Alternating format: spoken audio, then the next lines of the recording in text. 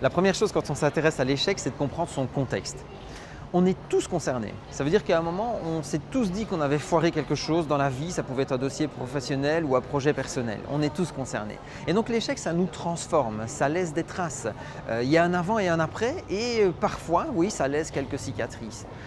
Dans l'analyse que j'ai pu faire de personnalités qui sont confrontées à l'échec, ou d'entrepreneurs que je côtoie, ou même sur base de mon histoire personnelle, j'ai pu remarquer qu'il y avait deux grandes configurations psychologiques. Il y a les gens pour qui l'échec est une sorte de spirale négative qui les entraîne inexorablement vers le bas.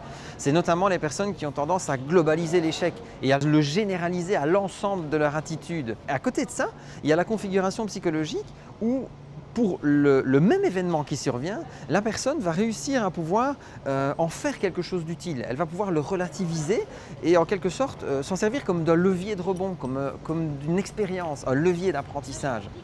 Ce qui nous intéresse du coup, c'est de se dire comment on passe d'une perception à l'autre. Surtout si on se reconnaît dans la première, la spirale négative, comment on en fait une attitude constructive. Pour moi, il y a trois éléments simples. Le premier, c'est d'identifier et de clarifier nos exigences personnelles. Ça peut paraître bizarre, mais en même temps, c'est en définissant nos limites qu'on va pouvoir nous y confronter et potentiellement les dépasser. Deux, la manière dont on peut rebondir, c'est de prendre appui sur nos ressources, à savoir mobiliser nos points forts plutôt que de chercher systématiquement à regarder nos faiblesses. Et la troisième chose, pour pouvoir y arriver, c'est d'éviter l'isolement, c'est d'éviter de rester seul. On adore partager nos réussites, nous devons apprendre à pouvoir partager nos ratés et nos déconvenus. C'est comme ça qu'on transforme les revers en coups gagnants.